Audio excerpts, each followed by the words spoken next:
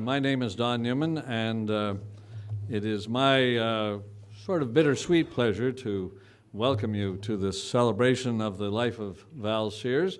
Bittersweet because we're all sad, of course, at his passing, but I think warmed by the memories of the good times and the funny times and the times we had with him. And I think even with a smile on our lips, as we often think of some of the things he either said when we were in his presence or some of the things he wrote, and when we read the paper, we thought that is a pretty damn funny thing to have got in the paper in the first place. And then we thought, only Val could have done it. I actually first met Val outside of Canada in 1975, I think, in Washington, D.C. I was already a correspondent there, a young correspondent there, and Val came down for the Toronto Star, and he was sort of at the peak of his career. He was absolutely, he'd already been the editorial page editor, I think, John, and he'd been the London correspondent. He'd been the Ottawa bureau chief, where he famously, at the beginning of the 1962 election, called the Ottawa bureau together at the Chateau Laurier. He took a suite, he got a couple of bottles, and he called them together. He poured them a drink, and he said, "Gentlemen," now remember this is the Toronto Star, and remember that the John Diefenbaker was the prime minister. He famously called them together and said, "Gentlemen, we have a government to defeat." But he was a storyteller. He was a writer. He was not sort of a scoop artist, but he was a writer who could create a word picture that would take you to an event that had been held, or he could take you to meet a personality who was in the news, and he would bring the color and the feeling of the event to the pages of the paper, and he would bring the personality and usually all the character flaws of the person he was interviewing to the pages of the paper, usually much to their chagrin. Val Sears was one of a kind, who reveled in being so his entire life. So, Val, how's that for a lead? Great leads, you see, were Val's stock and trade. They were his journalistic gems. I can hear him. Honderich, where in hell are you going to learn how to write? He had, and Don talked about this, the uncanny ability, particularly in the political realm. He'd go to a meeting, a rally, a walkabout, and capture the essence of what was happening. He wouldn't rush about and get quotes like the rest of us reporters. He would simply take it all in. And like a master cartoonist, he would grasp the core meaning out of the air and slap it down on paper. An amazing skill. There was the fiercely loyal Star guy, the tattoo right on the buttock. Once he'd managed to kill off the telly, which he worked for in the 50s, he used to worry profoundly about the well-being of the Toronto Star. And those folks were in the good days. In the journalism world, the word legend gets tossed around, I think, all too frequently. Yet, be it this infamous book, which you should read, his rallying call to the press gallery, which Don's referred to his endless stream of great features, this is a man who truly deserves the title legend. He earned it every year. Thanks to Val, we got to see and enjoy the big world. My brother Yariv and I, two young kids from the other side of the world, from a totally different way of life, a small border kibbutz in northern Israel. Then we moved to Canada, and here we were learning a new language and a whole new way of life in the big city of Toronto. But Val started educating us before we even came to Canada, when he would come to visit us in Israel. Thanks to Val, we saw for the first time the inside of a big hotel in Tiberias. He took us for a dinner at a fancy hotel restaurant. It was the first time we saw a table set with so many knives and forks before each plate. We looked at all the cutlery and we asked if someone made a mistake. It was so dark in the restaurant, we wondered when we were going to turn on the lights. We even heard about famous people from Val, like the time he brought us 2 beautiful toy handguns. Before his visit, Val had been on Ronald Reagan's campaign airplane, and he'd shown the new guns to Reagan. So Reagan showed Val how he used to twirl them in the movies. At least that's what Val told us. We knew Val loved us a lot. We could always feel that when we met. Thank you, Val, for giving us all the opportunities that you did. We'll remember you always. I grew up in Asia following Val's retirement, and so our times together were limited to the holidays. And my memories with Val were things like making Christmas stuffing, playing on the bizarre boat that Don mentioned, and wondering what "Hello, Sweetheart, Get Me Rewrite" could possibly mean. So I knew nothing about his fame as a journalist as a kid, much to his chagrin, I'm sure. And so one day in Hong Kong, my new physics teacher was taking attendance for the first time. And when he came to my name, he stopped. Matthew Sears? Uh-oh, I thought. What have I done? You're not related to Val Sears, are you? Cautiously, I nodded. Yeah, why? Do you know how cool that is? He said. That's really, really cool. I blushed sheepishly and thought, all right, if you say so. To that 15-year-old, Val and cool were not words that usually occurred in the same sentence. So it was good preparation for graduate school at U of T, where I got accustomed to this routine with nearly every professor. Such was Val's fame. And I must have told this story to him 4 or 5 times, most recently and for the last time this past summer at Almont. And he never tired of hearing it.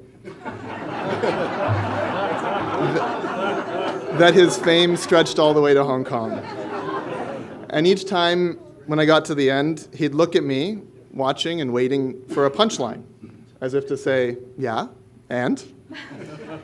And then he'd laugh, we'd laugh, because by then we were both in on the joke. I think. I'll miss you, Val.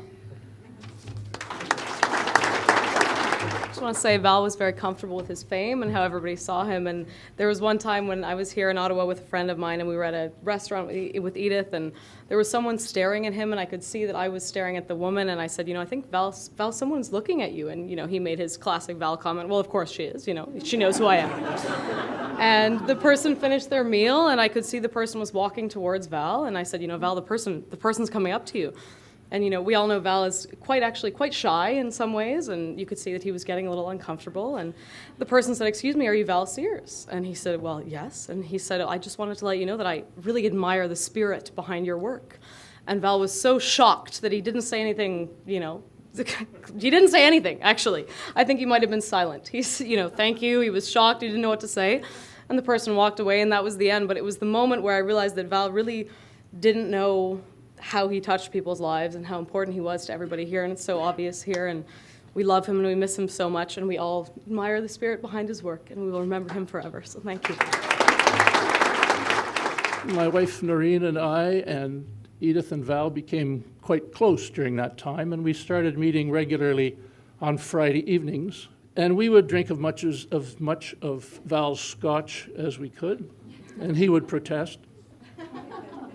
He sat in his chair opposite a lovely fireplace with a large clock on the wall. Now, it was very important for Val to see the National at 9 o'clock. He wasn't very mobile at this time. A lot of the time he was chair-ridden. But he would watch the clock, and we would chat, usually the 4 of us, sometimes 5. And about 8:30, 8:45, Val, who could always find the perfect word or phrase, would say, "All right, piss off."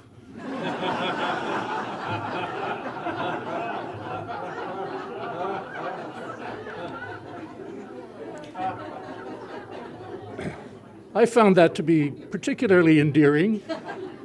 And it's one of those points in a friendship where you don't know whether it's ending here or it's going to develop into something special. Well, our Friday evenings grew from 4 and 5 to 6 and 7, 8, 9, sometimes 10 people. And for the more sensitive ears, we shortened piss off to POT. And we all knew about 8:30, well, it's POT, at which point we would get up, thank them for the evening, and Val would retire to watch the National. Our father slipped away 3 months ago tonight, Edith sleeping at his side. He wanted it that way, not to be seen to be dying, but he had been delighted to be surrounded by his family and his friends as he slowly and peacefully faded at Almont General Hospital. An establishmentarian, if ever there was one, Val loved to cultivate the air of a louche rebel. Hair grows on company time, he famously said, so it gets cut on company time, as he sauntered out of the office in the middle of the afternoon, to the astonishment of young colleagues. It summed up Val's insouciant, contrarian style, cool, rebellious, perhaps even a little dangerous to know. It was all a pose, of course. Sometimes in a hotel room in a strange city, he would lie awake for hours, wrestling with a story idea, a lead. It was only as an adult that I realized that this nonstop rumination and reflection about his life, about the next story, how to win, could make him distant, appear disconnected. But it also meant he could sit down at his tiny green Olivetti when he was in his den or on a bouncing plane and pound out 1,000 words almost nonstop. Our father survived an often bleak childhood, including regular humiliating corporal punishment. He was proud to declare to us that at 11 years old, he had resolved that violence against women or children or the weak was barbaric. And it was a conviction he honored faithfully as a father. Perhaps as a result of a childhood suffused with prejudice, he held prejudice in contempt. He was agnostic, but enraged by religious intolerance. As a shy child in a nasty environment, he developed very strong emotional defenses. And his first escape was a glorious chapter at UBC, editing the paper there along with a half a dozen others who became giants of Canadian journalism. He said with sadness late in life that he understood that those defenses had made him perhaps a less than adequate, less supportive father. He was a far better parent than he gave himself credit. He was insistent that we knew, as youngsters, how to spot courage and evil, that we were devoted to learning, not just schooling, but learning, and to reading, always reading. He and Meg were relentless in their defense of us in the face of authoritarian teachers or playground insults. They were a rock. In public, we were right, the tormentors were always wrong. They bestowed on each of us a deep self-confidence, grounded in their guarantee of sanctuary and unconditional love. In their eyes, we were each exceptional, beloved children. There is surely no more powerful gift a parent can offer. We can only hope that as parents ourselves, with the support of Robin and Nissim and Glenn, that we've passed on as enduring a gift to his magnificent grandchildren, Amit and Yariv, Matt and Lee and Tyann. In marrying the daughter of a hardcore socialist, however, my father earned the enmity of his own father, his lifelong contempt, in fact. But in addition to the powerhouse that was my mother, he gained a lifelong friend as a father-in-law. Colin, Cameron, and Val shared an enthusiasm for cigarettes and scotch and long nights of debate. And I would sometimes lie silently in the dark at the top of the stairs, listening in awe as the passionate socialist orator and his sardonic host traded quips long into the night.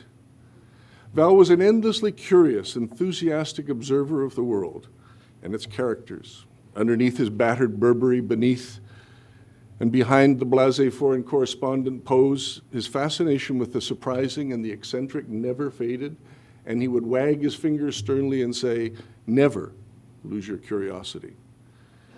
And he was 12, alone in a dark theater in Vancouver, when he was wowed by Hitchcock's cheesy wartime thriller called simply Foreign Correspondent. He had spotted his future dream. He came to live. He was exceptionally lucky, dodging death in war zones, being in the right place at just the right time, perhaps assisted by his maxim that the only place to cover war from is beside the pool of the nearest Hilton. He loved to brag. Being a foreign correspondent is just about the most legal fun anyone can have, and he'd repeat versions of this probably apocryphal tale which he loved.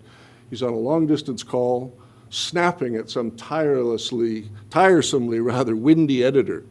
Look, hurry up for Christ's sake. I'm standing here in a bloody phone booth in my wet bathing suit.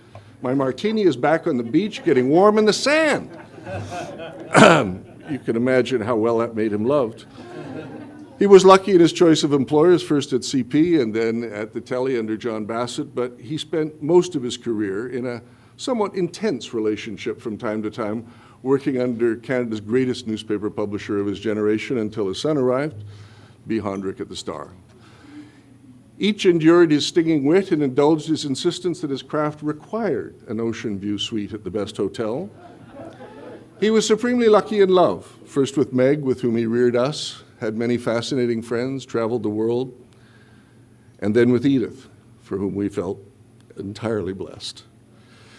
Val's final years were far greater in number, in comfort, and in love as a result of Edith's devotion.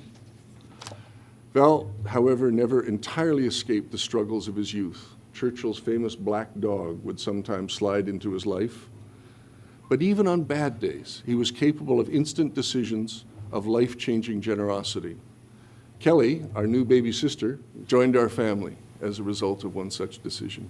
At a moment of crisis, for an old UBC friend, Val suggested we unite our two families.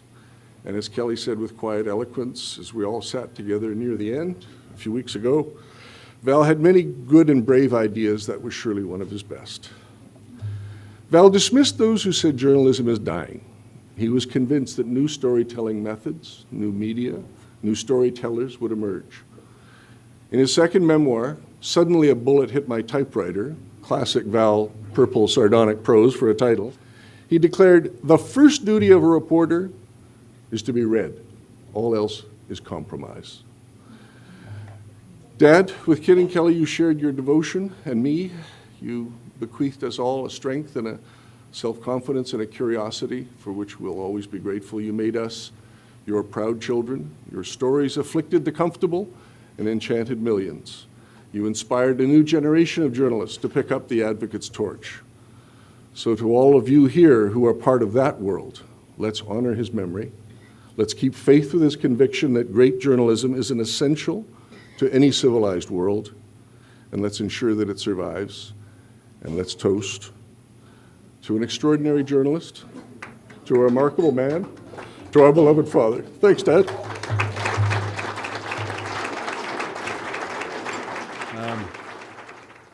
It is not an original thought, but as I look around the room and as I listen to everybody talking, and particularly talking about Val, I couldn't help but think, boy, this is the kind of party that Val would really like. So with that in mind, let's mingle and share our reminiscences. And again, thank you very much for coming.